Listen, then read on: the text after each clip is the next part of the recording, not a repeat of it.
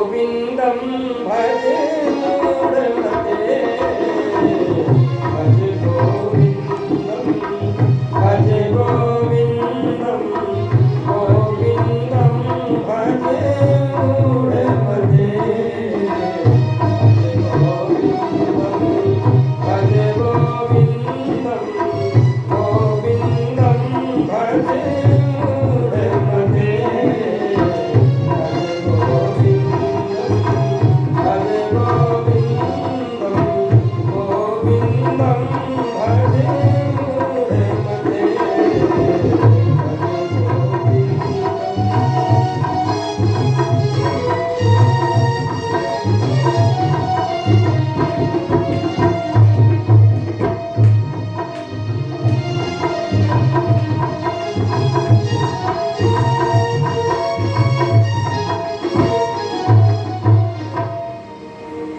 सुखदेव जी कहते राजन परीक्षित, देवर्षि नारद जी के द्वारा जब पुरंदरोपाख्यान की कथा राजा प्राचीन वर्षि ने सुनी, अब अपने कर्मों से प्रायश्चित हुआ। संसार में पाप से बचने का सरल उपाय है प्रायश्चित। और जो व्यक्ति प्रायश्चित करता है और प्रायश्चित में जब उसके आंखों के आंसू निकल जाते हैं तो उसका पाप धुल जाता है। निंदा अगर कोई करने लग जाए तो समझ लो तुम्हारे पाप धुल गए। इसलिए तो लोग जो अच्छे संत महात्मा है ना, वो न किसी की बुराई सुनते हैं न किसी से कुछ कहते हैं। संसार में सबसे बड़ा, संसार के दुखों से निवृत्ति का समझो या भगवत प्राप्ति का सबसे सरल सुगम साधन है मौन होना। अगर आप मौन रहने लगे तो आप मान के चलो कि बहुत से पाप आपसे बच जाएंगे। आप मौन होंगे तो आपके पास में कोई बात करने के लिए नहीं आएगा। क्यों? वो जानता है कि ये बोलते ही नहीं, जब बोलते नहीं तो इनसे बात क्या करेंगे। और आप बोलोगे नहीं तो कुछ अशुद्ध बोलोगे नहीं, अपशब्द बोलोगे नहीं, अप्रिय बोलोगे नहीं तो पाप होगा ही नहीं। और जब मौन हो जाओगे तो किसी से मिलने की भी इच्छा नहीं होगी, संबंध चलाने की भी इच्छा नहीं होगी, आपको मतलब ही नहीं रहेगा।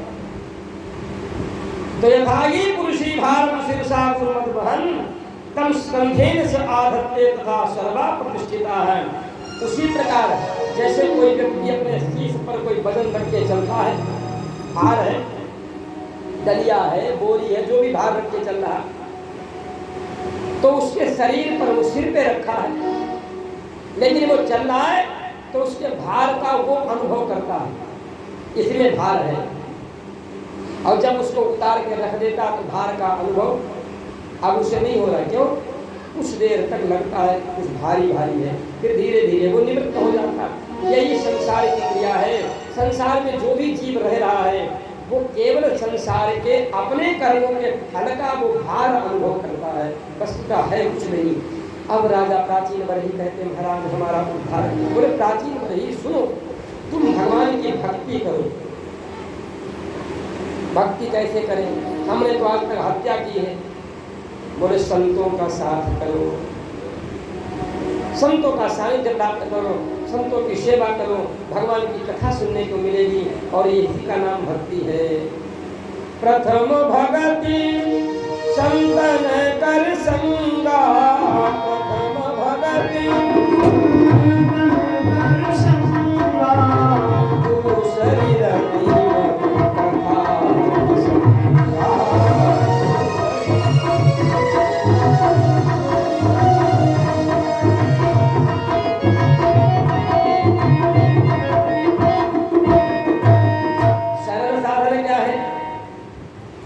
पढ़े लिखे नहीं हो तो सबसे सरल साधन है कि गुरु के आश्रम में रहो।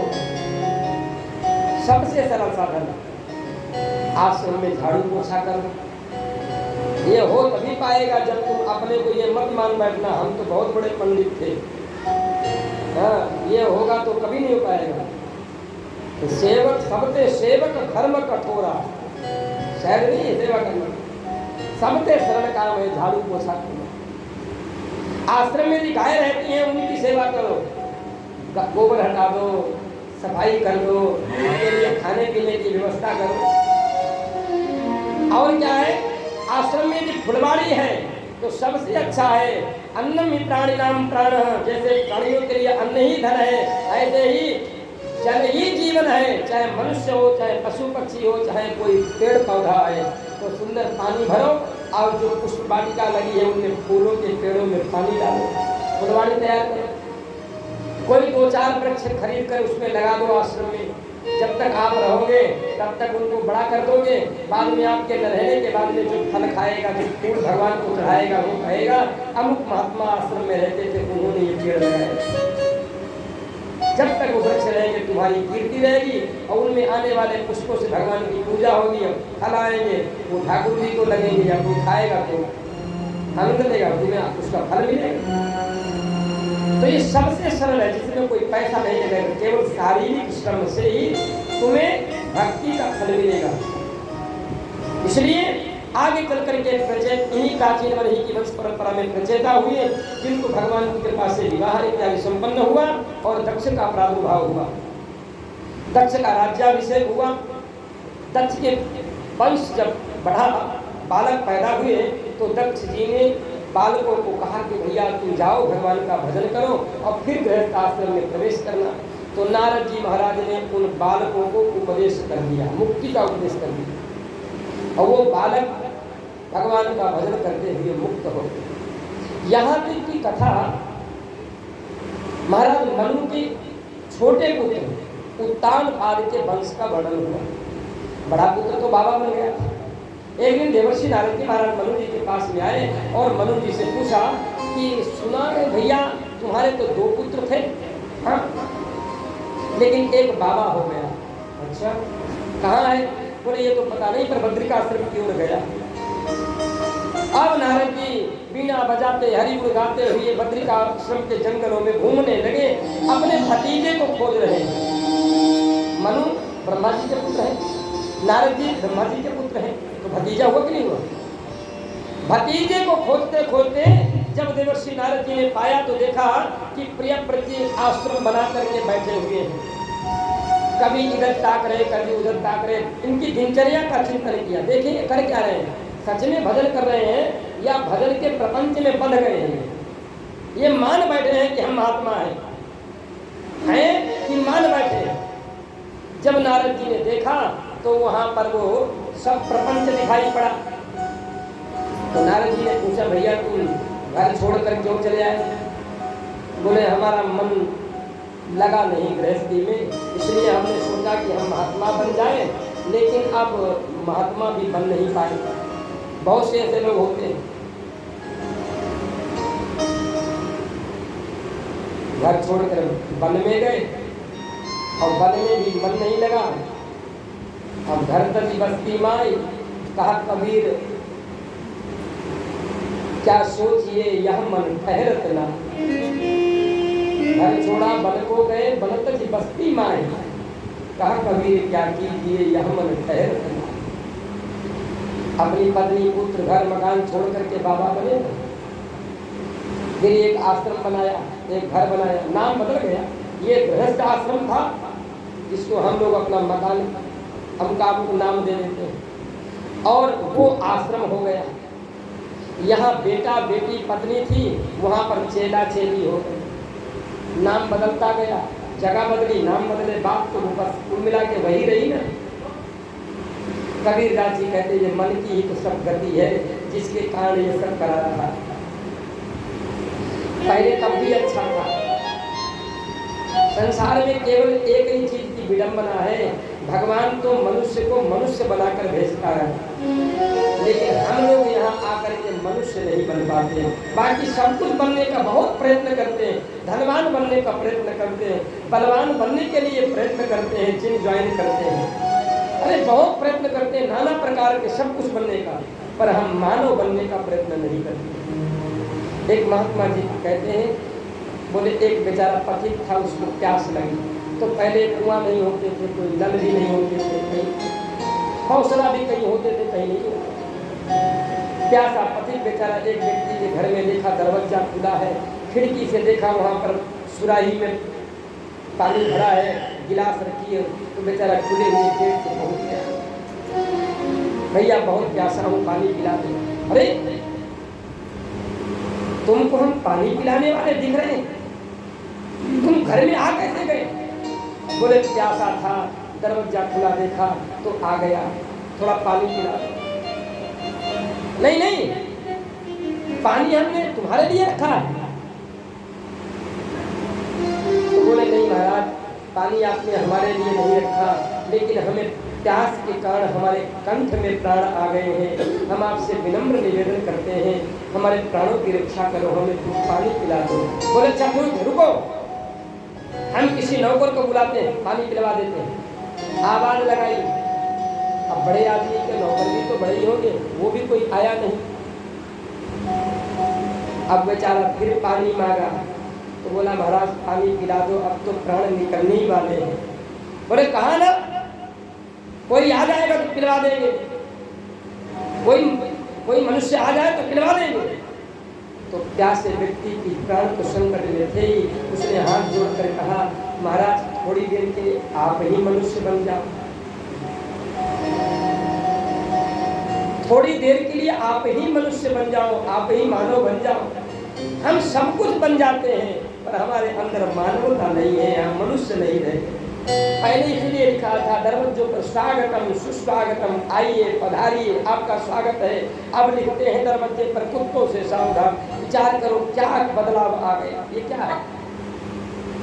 अब घर में रहते तो सब मनुष्य ही हैं, पर लिखा है कुत्तों से सावधान। अब खुद ही समझो क्या है, कितना बदलाव आ गया। क्योंकि विज्ञान बढ़ा है तो कुछ तो बदलेगा ही बदलेगा। सोच के देखो, पूछा कि भाई कुत्ता क्यों पाले हो? बोले अब आदमी का विश्वास नहीं रह गया, आदमी इसीलिए कुत्ता पाले। क्यों?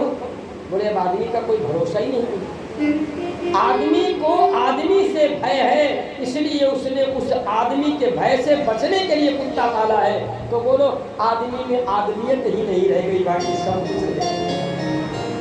फिर सोच कर देखो कि संसार में क्या रहेगा। इसीलिए न बेटा बाप पर विश्वास करता है, न बाप बेटे पर, न पत्नी पति पर विश्वास करती है, न पति पत्नी पर, न बेटी अपने भाई पर विश्वास करता है, न भाई बेटी, कि कोई किसी पर विश्वास नहीं करता। और हमारे यहाँ तो शास्त्र एक ही बात कहता, विश्वासो नैव कर्तव्य स्त्री सुराजकुले शुचा। राजकुल पर विश्वास मत करो और कुशली व्यभिचारिणी स्त्री से विश्वास मत करो। बस इतना ही लिखा, अविश्वास यही है, बाकी सभी पर विश्वास क्या है? या तो बड़ी विडंबना है, तो सभी अविश्वासी होते, कोई किसी पर विश्वास। प्रियव्रत जी से नारद जी ने पूछा फिर तुम घर भी छोड़ चुके हो, वन में भी तुम कहते हो अच्छा लग नहीं रहा क्योंकि हम महात्मा बन नहीं पाए, अब क्या करोगे? बोले घर भी जाएंगे तो कौन मुंह लेकर कहे पिताजी से हमारा विवाह करो। इसलिए सोचते हैं अब अपने मन को इंद्रियों से अलग करके भगवान में लगाएंगे और हम महात्मा बन के ही दिखाएंगे। तब नारद जी ने उपदेश किया, पने विदोषः प्रभवन्ति रागिणाम गृहे पंचेन्द्रिय निग्रहस्तपः अकुशिते कर्मणि प्रवर्तते निवृत्ति रागस्य गृहं तपोवनम्। हे प्रियव्रत, यदि कोई व्यक्ति वन में रहे पर उसको इंद्रियों में जो राग होता है ना, पंच कर्मेंद्रिय पंच ज्ञानेंद्रियों में, और वो राग अगर बना रहा तो फिर वन में रहने से उसे क्या मिलेगा? क्योंकि इंद्रिय अगर विषयों को चंचल बनी रही ना, तो फिर वन में रहने से क्या फायदा? और बस में करना किसे, जीतना किसे है? मन जीतना है। किससे जीतना है? इंद्रिय के विषयों से जीतना है। और मन में भी अगर इंद्रिया विषयों में चंचल बनी रही तो मन हारा है। फिर घर में और वन में अंतर क्या है? और वन में रहने पर इंद्रिया चंचल है तो तुम वन में बेकार रह रहे हो। घर में रह करके भी अगर इंद्रियों को बस में रख लो तो वही महात्मा है। प्रियव्रत जी बोले अब आप ही आगे काम कर दो, हम नहीं करना है। देवर्षि नारद जी बोले हमारे साथ में चलो, बाकी हम सब समान नहीं है। नारद जी प्रियव्रत जी को लेकर के आए और अपने भाई से कहा इसका विवाह कर दो। सुखदेव जी कहते हैं राजा परीक्षित, विश्वकर्मा प्रजापति की कन्या बृहस्पति के साथ में उनका विवाह हुआ। 10 पुत्र हुए। आग्नि ब्रह्मति हुआ, यज्ञबाहु, महावीर, हिरण्यरेता, धृतराष्ट्र, श्रवण, मेधातिथि, विधिहोत्र, कवि। इन पुत्रों का वंश परंपरा हुई और इनमें आग्निद्र के विवाह पूर्व चित्ती नाम की अप्सरा के साथ में हुआ, जिससे 9 पुत्रों का जन्म हुआ। उन 9 पुत्रों में नाभि, किलपुरुष, हरिवर्ष, इलावृत, रम्य, हिरण्यमय, भद्राश, केतुमान, इन 9 खंडों का उन पुत्रों को राजा बना दिया। लेकिन आग्नेय के पुत्र जो नाभि हैं उनके बहुत काल तक संतान नहीं हुई। तब उन्होंने अपने गुरु और ब्राह्मण को बुला करके यज्ञ कराया, जिससे नारायण की प्रसन्नता से नाभि के घर में भगवान विष्णुदेव जी का प्रादुर्भाव हुआ। अब समझ रहे, ये जैन धर्म है। अरहं नित्यत जैन शासनरत करते दीवान सखा, बौद्धा बुद्धैति प्रमाण पड़वा करते भी नहीं आएगा। ये जैन धर्मावलंबी हैं और ये किसको मानते हैं? अपना ऋषभदेव जी को अपना आदि तीर्थंकर मानते हैं। और हमारे यहाँ 24 अवतारों में ऋषभदेव जी का अवतार है। प्रेम से वो ऋषभदेव भगवान की, ये भगवान का अवतार है, ऋषभावतार। लेकिन जैनी लोग क्या कहते हैं? ये हमारे आदि भगवान है। अच्छा, तुम्हारे आदि भगवान है तो ये तो नाभि के बेटा थे, और नाभि को अगर तुम पहले मानो तो वो अग्निद्र के पुत्र हैं, अग्निद्र को मानो तो वो प्रियव्रत जी के पुत्र हैं, उनको मानो तो वो मनु के पुत्र हैं, उनके ऊपर जाओ तो ब्रह्मा जी, और ब्रह्मा जी भगवान विष्णु के, तो तुम अलग से तुम्हारे बीच में से कहाँ से टपक पड़े? ये बीच में से कहाँ से आए? ऊपर नहीं है कोई। लेकिन कहीं जहाँ से मान लेते हैं वहीं से चल पड़े। ये जो जैन धर्म है ना, मैंने पूर्व में भी बताया था, ये जैन धर्म, ये बौद्ध धर्म, ये जितने भी कापालिक इत्यादि हैं, जो 6 आगम है तंत्र शास्त्र में, ये सबके होता भगवान शिव है। देवी भागवत का 7वां स्कंद और 11वें स्कंद को पढ़ लेना। 6 के 6 तांत्रिक ग्रंथ जिनको मानने वाले ये लोग हैं, ये सब देवी भागवत में वर्णित हैं। 4 का प्राकट्य किया 7वें स्कंद में, और 2 का प्राकट्य किया जैन और बौद्ध धर्म का प्राकट्य किया 11वें स्कंद में। लेकिन अब ये लोग अपने को जहाँ से मान बैठे, हम ही, अरे विद्वान लोग पढ़ते नहीं तो तत्काल इनको उत्तर दे, तुम कहाँ पैदा हो भाई? हमारे यहाँ देवी भागवत में इसका प्राकट्य है और तुम्हारी उत्पत्ति ऐसे है। सुखदेव जी कहते हैं, राजा परीक्षित ऋषभदेव जी भगवान का ये अवतार थे, इसलिए समाज को सुधारने का जिम्मेदारी भी इनके ऊपर। ऋषभदेव जी के 100 पुत्र हुए और ऋषभदेव जी के 100 पुत्रों में ज्येष्ठ पुत्र का नाम भरत है। ऋषभदेव जी ने अपने समस्त पुत्रों को और संपूर्ण प्रजा को ज्ञानोपदेश किया। राजधर्म है, राजा के राज्य में प्रजा दुखी हो तो राजा को नरक भोगना पड़ता है, इसलिए अपनी संपूर्ण प्रजा को ज्ञान का उपदेश देते हैं। नायम देहो देह भाजाम त्रिलोके कष्टान कामान अर्हते विडभुजाम, ये तपो दिव्यम पुत्रकायेन सत्वं शुद्धे स्मात् ब्रह्म सौख्यम प्रवंतम। ऐ भैया सभासदों, ऐ पुत्रों, जिस शरीर को तुम अपना मान बैठे हो, ये शरीर तुम्हारा नहीं है। अरे ऊपर शुक्र योनियों अभी तो इस शरीर को ही प्राप्त हुई, संस्कार अच्छे हो गए तो ये मानव तन है, और मानव तन में संस्कार बिगड़ जाए तो फिर ऊपर शुक्र योनियां तो रहेगी, इसी शरीर को, इसी जीवात्मा को मिलेगी। अरे भाई, पिछली बार जो हमने कपड़ा बनवाया वो 1200 रुपये मीटर का था, इस बार 1000 रुपये का है, कभी 500 का है, कभी ये भी होता है कि फटा जो है वही चल रहा है।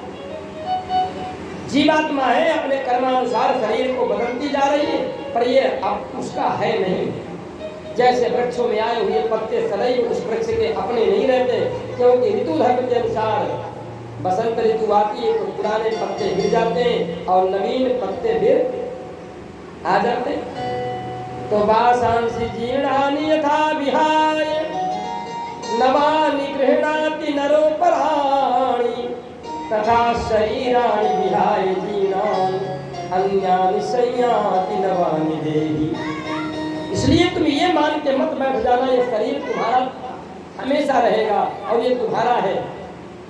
अभी ऐसा है, अगले 2, 4, 6 महीने, साल भर के बाद और इसमें विकृति आएगी, 10-20 साल के बाद में और विकृति आएगी, और एक दिन इतनी विकृति आएगी कि इसको लकड़ी पर रख करके जिसको तुम अपना पुत्र कहते हो वही जला देगा।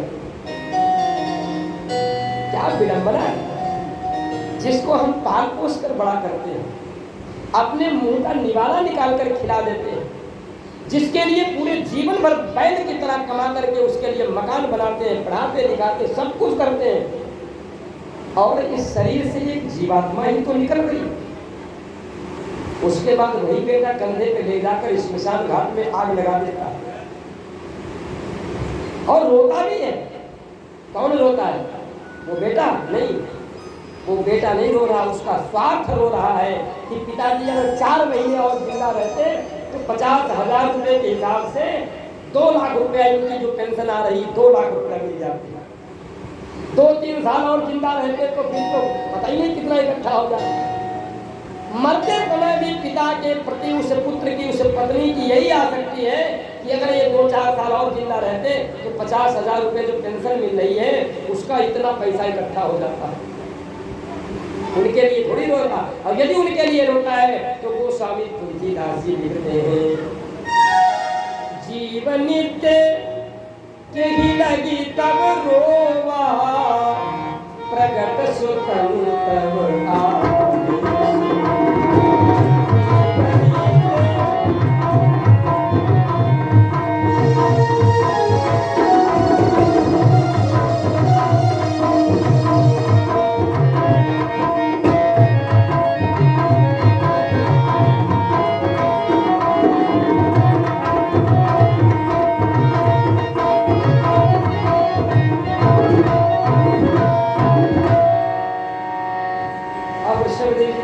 अगर हम मान लें कि ये सत्य है, मान ले ये पुरुष और ये स्त्री का संबंध, ये पिता और पुत्र का संबंध ये सत्य है, तो भी फिर इसमें बंधन का कारण क्या है? ठीक है, पिता भी है, पुत्र भी है, पत्नी भी है, माँ है, बेटा सब कुछ है, तो बंधन क्या है? तो गरुड़ जी से भगवान नारायण कहते हैं गरुड़ पुराण में, द्वे पदे बंध मोक्षाय न ममेति ममेति च ममेति बध्यते जंतो न ममेति विमुच्यते। पत्नी के प्रति जो ममत्व है कि ये मेरी है, यही बंधन है। पुत्र के प्रति जो आसक्ति है ये मेरा है, यही बंधन है। और आसक्ति खत्म हो जाए मोक्ष हो जाएगी, ये जीवन मुक्ति हो जाए। यही तो उपदेश किया था गोकर्ण जी ने आत्मदेव को,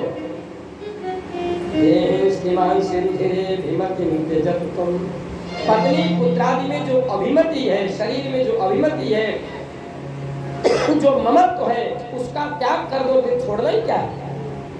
घर छोड़ने की क्या आवश्यकता है? घर छोड़ के भी तो कहीं आश्रम में ही रहोगे,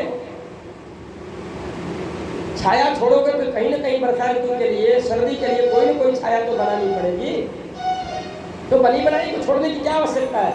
उसमें जो छोड़ने लायक है उसको छोड़ो। अंधेरा होता तो हम लोग बटन दबाते प्रकाश। महात्मा बुद्ध ने अभिधम्म पिटक में लिखा, अपदीपो भव, तुम अपने दीपक स्वयं बनो। अपनी आत्मा में तुम अपने जीवात्मा को समझ लो, और जिस दिन तुम इस बात को समझ लोगे उसी दिन तुम संसार में प्रकाशित हो जाओगे। हम रात्रि में जा रहे हैं, हमारे आगे में लाइट बढ़िया है, बहुत जबरदस्त प्रकाश हो रहा है, दूर तक दिखाई दे रहा है। अब तुम हमारे पीछे लग लो, पंडित जी तो जा रहे हैं, इनकी टार्च के प्रकाश में हम भी निकल लेंगे। अच्छा, पंडित जी ने देखा नाली बह रही थी, अब तो हमें तो मालूम हो गया, पंडित जी ने अपनी लाइट बंद कर दी। और तुम जब आए तो तुम्हें तो दिखाई पड़ा नहीं, तो तुम जाकर इतने में खड़े हो। हमारे सहारे मत चलो, हमारे ज्ञान के सहारे मत चलो। ऋषभदेव जी कहते हैं, बेटा हे प्रजाजनों, हम जो कह रहे हैं उसको तुम सर्वथा मानो मत, अनुभव करके देखो कि आज आपके पूर्व में जो था, जिसको तुम पिता कहते थे, वो तुम्हें छोड़ के चला गया। तुम्हारा पुत्र तुम्हें पिता कह रहा, तुम भी उसे छोड़कर चले जाओ। यही तो संसार है। जिसको तुम गुरु कहते हो वो गुरु है नहीं, जिसको तुम स्वजन कहते हो वो स्वजन तुम्हारा है यदि ये तुम्हें जन्म मरण के प्रपंच से मुक्त न कर पाए तो ये तुम्हारे नहीं है। गुरु न सस्यात्, स्वजनो न सस्यात्, पिता न सस्यात्, जननी न सस्यात्, दैवं न तस्यात्, न प्रतिश्च न स्यात्, नमो चेद् समुपेतम्। पद्म पुराण जो भागवत का महात्म्य गान करती है उसमें लिखा है कि पुत्र को जन्म देना नहीं, पुत्रस्योत्पादने दक्षा अदक्षा मुक्ति साधने। पुत्र को पैदा कर देना ये बड़ी बात थोड़ी। ऐसे तो पशु पक्षी भैंसा गैया सब अपनी अपनी संतति को पैदा करते। पुत्र को जन्म देना और संसार की स्थिरता और अस्थिरता का बोध करा देना, यानी ये संसार नाशवान है इसका बोध संतान को करा देना, संसार में रहना कैसे है ये सिखा देना, तब तो तुम पिता हो।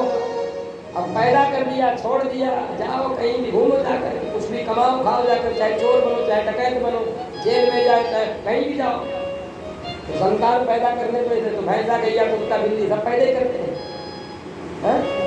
इसलिए जो तुमको संसार सागर से मुक्त करने का तुम्हारे लिए उपाय करे वही पिता है, वही गुरु है, वही माता है, वही स्वजन है।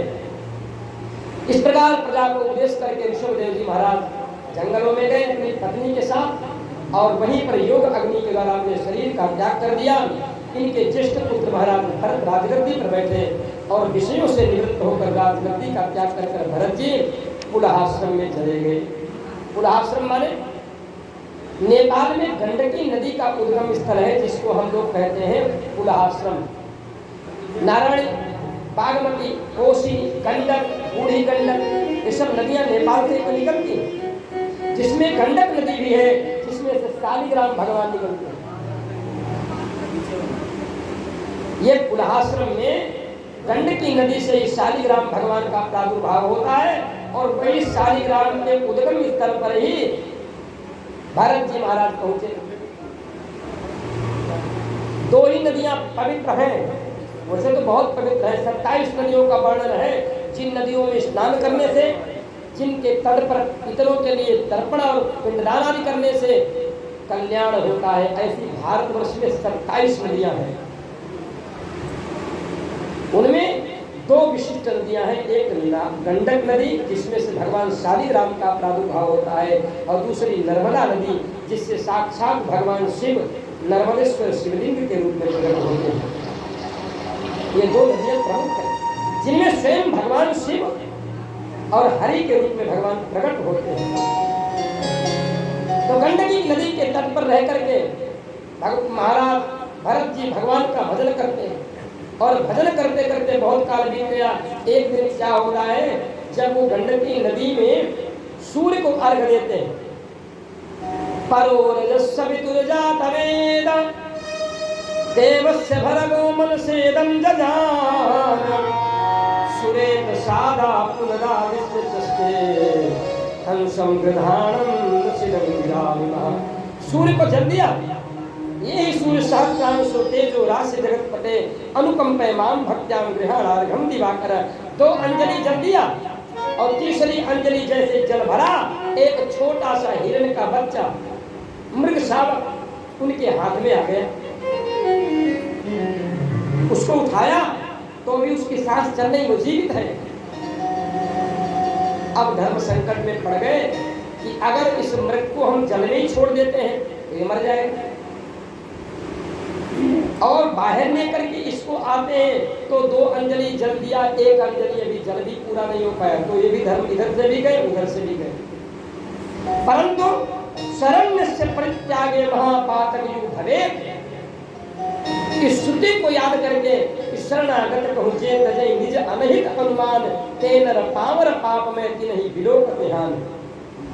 ये जल में बहता हुआ जा रहा है, इसके प्राण संकट में है, अगर हम इसका त्याग कर देंगे तो ये मृत्यु को प्राप्त होगा, हमें पाप लगेगा। इसलिए भरत जी उसको अपने आश्रम पर ले आए, आश्रम पर ले आए, उसका पालन पोषण करने लगे और पालन पोषण करते करते उस बच्चे में इतनी आसक्ति हो गई कि जितनी आसक्ति उनको अपने पुत्रों में नहीं थी जिनको वो छोड़कर चले आए। उतनी आसक्ति अपनी पत्नी में नहीं हुई जिसको वो छोड़कर चले आए, उतनी आसक्ति उस हिरण के बच्चे में भरत जी को हो गई।